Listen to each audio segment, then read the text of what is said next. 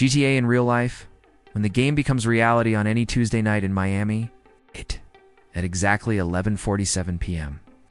The sound of tires screaming against asphalt echoes through the empty streets of Brickell Avenue. Behind the wheel is not an experienced criminal or a desperate fugitive. It's Tyler, just 14 years old, with sweating hands gripping the steering wheel and his heart pounding like a war drum. In the back seats, his friends Jake and Marcus, also minors, scream with pure adrenaline as the city lights transform into colorful blurs through the windows. This is not an isolated scene. This is the reality of a silent epidemic sweeping across the United States, where teenagers have transformed the streets into a deadly playground, inspired by the virtual world of Grand Theft Auto. What began as digital entertainment evolved into something much darker and more dangerous. Tyler Morrison had a seemingly normal life in Coral Gables. Son of upper-middle-class parents, he attended private school and had everything a teenager could want. But there was something his parents' money couldn't buy. The sensation of absolute power he experienced every night on his PlayStation. Immersed in the chaotic universe of GTA V, hours upon hours were spent exploring Vice City, stealing cars, fleeing from police, living a life without real consequences. It was like I was invincible, Tyler would later describe to investigators. In the game, you can do anything. Stealing a car is just pressing a button. The adrenaline is real, but the danger isn't. But on a fateful March night, that line between virtual and real began to disintegrate. Tyler was walking home after hanging out with friends when he saw a Honda Civic parked with the engine running, the owner having quickly ducked into a convenience store. The moment stretched like an eternity. The lessons from GTA echoed in his mind. Approach the vehicle, open the door, accelerate. Simple as that. What Tyler didn't know was that this seemingly impulsive decision would place him at the center of a federal investigation that would reveal an underground network of teenagers who had transformed car theft into an extreme urban sport. The FBI had begun tracking a disturbing pattern, a 340% increase in vehicle thefts committed by minors over the past 2 years, concentrated primarily in urban areas like Miami, Los Angeles, Chicago, and Detroit. The first time Tyler stole a car, his hands shook so badly he almost crashed into a pole before even leaving the parking lot. But the sensation was unlike anything he had ever experienced. His heart racing, adrenaline coursing through his veins, the real world becoming more vivid and intense than any video game could offer. He drove for only 10 minutes before abandoning the vehicle in an empty parking lot, but those 10 minutes changed something fundamental inside him. Jake Rodriguez joined the game a few weeks later.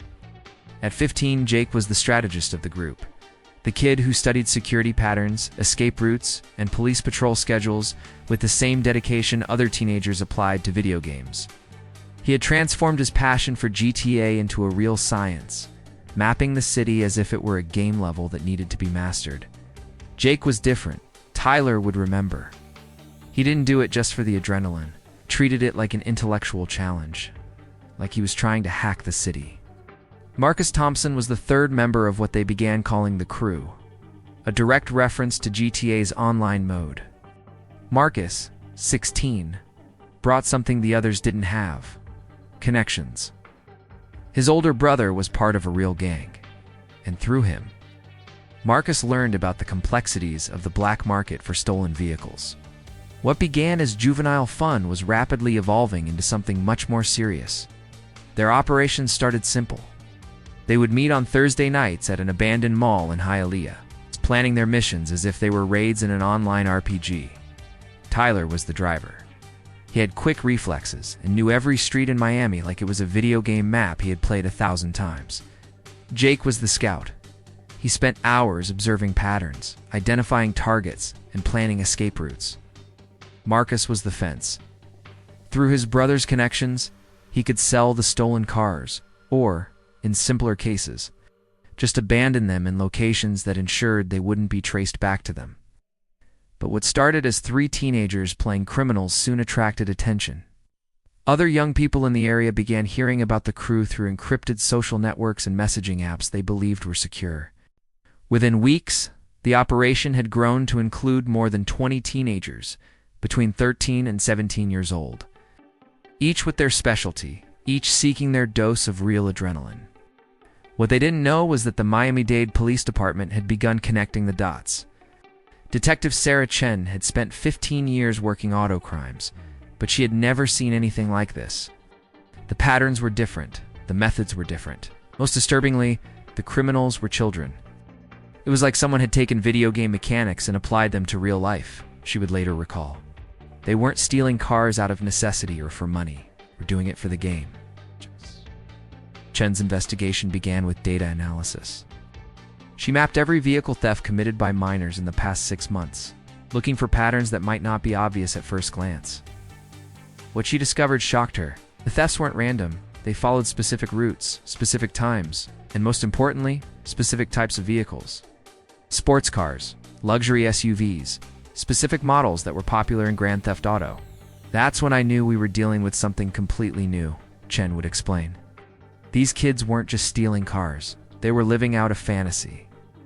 While Chen conducted her investigation, Tyler and his crew were escalating their operations. They began studying security systems, learning to disable alarms, bypass tracking systems, and even program duplicate keys. Jake had become an expert in automotive technology, spending hours on online forums learning techniques that professional criminals took years to master. Marcus's transformation was even more dramatic. The shy kid who initially joined the group due to peer pressure had become the de facto leader of the operation. He coordinated jobs through encrypted apps, distributed responsibilities like a corporate CEO, and even implemented a scoring system based on the difficulty and value of stolen vehicles, exactly like the achievement systems in the video games that inspired them. Marcus changed, Tyler would note later. It was like he had found his calling. He was natural at it, in a way that scared even us. The first real victim of the escalation was on a Thursday night in May. A 45-year-old businessman named David Rodriguez was leaving a restaurant in Aventura when he was approached by 3 hooded teenagers. What should have been a simple vehicle theft became something much worse when Rodriguez resisted. Marcus, nervous and inexperienced in real confrontations, ended up attacking the victim with a screwdriver he was carrying to disable car alarms.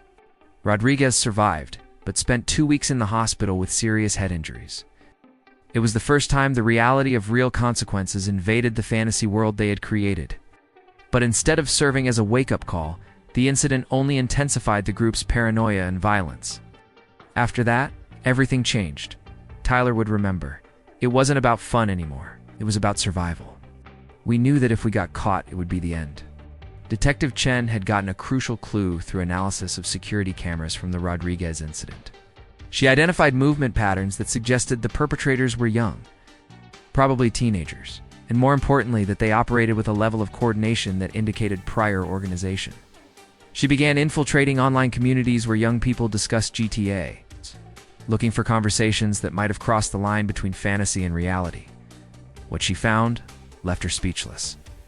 Entire groups of teenagers were sharing videos of real joyrides, comparing car theft techniques, and even creating tutorials on how to apply video game strategies to real life.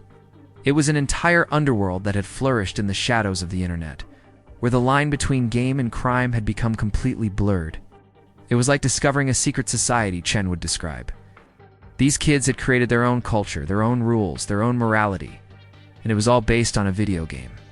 Meanwhile, Tyler was beginning to question the path his life had taken. The adrenaline that once motivated him was being replaced by a constant fear of being caught.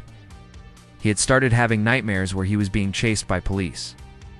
Waking up in cold sweats with the sound of sirens echoing in his mind, his parents had noticed changes in his behavior. He was more withdrawn, more paranoid, and his grades were plummeting. But leaving the crew wasn't a simple option. Marcus had become possessive and controlling, treating the group as his personal property. When Tyler mentioned the possibility of stopping, Marcus made it clear that this wouldn't be tolerated. "You know too much," he said with a coldness Tyler had never seen before, "and I know where you live." The threat was real. Marcus had begun documenting details about each group member, addresses, routines, vulnerabilities. It was as if he was applying intelligence-gathering techniques he had learned from military strategy games.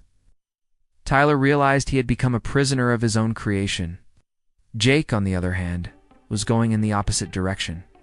He had become obsessed with the police pursuit, treating Detective Chen like a final boss in a video game that needed to be defeated. He began studying counter-surveillance techniques, learning about police investigation methods, and developing countermeasures. For Jake, this had become the ultimate game, where the stakes were real and victory meant freedom. Jake was living in another world Tyler would remember. To him, the police weren't real people with families and lives. They were just NPCs he needed to outsmart. Jake's obsession almost cost Detective Chen her life. He had managed to discover her identity through social engineering techniques and began stalking her, learning her routines and looking for vulnerabilities. On a June night, he followed her to her home, planning what he called the final boss battle, a confrontation that would definitively prove his superiority over the system.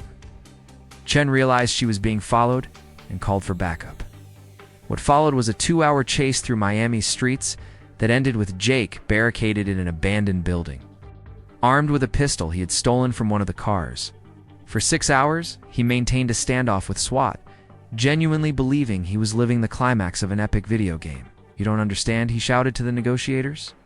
"This is real now. This is more real than anything you've ever lived." Jake surrendered only when he realized there were no power-ups, no extra lives, and no continue screen. Reality had finally penetrated his fantasy, but it was too late. He was charged as an adult with attempted murder, illegal firearm possession, and a dozen other crimes related to the vehicle thefts. Jake's arrest triggered the collapse of the crew. Marcus, realizing his network was disintegrating, attempted a desperate escape. He stole a Lamborghini from a luxury car dealer and tried to drive to the Mexican border, believing he could start a new life as an international fugitive. Exactly like in the alternative endings of GTA, he had played hundreds of times. He was caught just 40 miles from the border, after a high-speed chase that was broadcast live by news helicopters. Ironically, his escape was more watched than any video game livestream he could have done.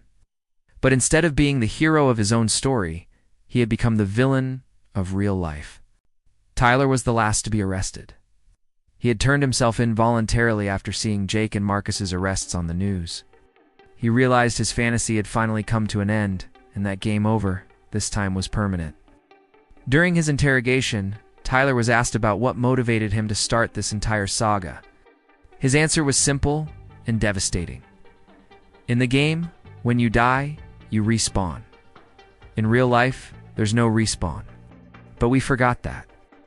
Detective Chen's investigation revealed that Miami's The Crew was just one of dozens of similar groups operating throughout the country. Teenagers in Detroit had formed racing crews that organized illegal street races with stolen cars. In Los Angeles, groups of teenagers were executing elaborate heists inspired by GTA V's most complex missions. In Chicago, miners were using drones for reconnaissance, applying modern technology to basic car theft tactics. The phenomenon had spread through social media, underground forums, and encrypted messaging apps. Psychologists began studying what they called GTA syndrome, a condition where young people lost the ability to distinguish between virtual and real consequences. Treating life as if it were a video game where actions don't have permanent repercussions. These kids grew up in a world where virtual reality is indistinguishable from actual reality, explained Dr. Maria Santos, a psychologist specializing in adolescent behavior. For them, life became just another game to be played. Today, Tyler is serving a 5-year sentence in a juvenile facility. He spends his hours in therapy trying to rebuild his understanding of the difference between fantasy and reality. Marcus is serving 15 years as an adult after being tried for the attack on David Rodriguez. Jake is in a psychiatric facility, still occasionally believing he's living inside a video game. Detective Chen now leads a national task force focused on juvenile crimes inspired by video games. She works with game developers, psychologists, and educators to try to understand and prevent similar phenomena. But she admits the battle is just beginning. An entire generation grew up blurring the lines between virtual and real, she explains. And now we're dealing with the consequences. The victims' families are still dealing with the trauma. David Rodriguez never fully recovered from his injuries and developed PTSD that prevents him from driving at night. He became an activist, working to educate parents about the dangers of letting teenagers have unrestricted access to violent content without supervision or adequate context. "My children weren't playing a game," he says. "They were training to be criminals, and we, as a society, funded that training." The story of Tyler, Jake, and Marcus is not unique. It's just the most documented of hundreds of similar cases that continue happening throughout the country. In an era where virtual reality becomes increasingly realistic, and where games become increasingly immersive, the line between fantasy and reality continues to disintegrate. The question that haunts investigators, parents, and society as a whole is simple. In a world where anything is possible virtually, how do we teach young people that not everything should be possible in reality? For Tyler, now 18 and counting the days until his freedom, the answer is clear. Game over should mean game over, not continue. Try again. Just ... over. But as he speaks these words, millions of teenagers around the world are turning on their consoles, loading GTA and wondering, what if this were real? The epidemic continues. The game never ends. Somewhere at this exact moment, another Tyler is looking at a parked car with the engine running, remembering the lessons he learned on a screen and considering turning fantasy into reality. In real life, there is no respawn. But some players still haven't learned that lesson.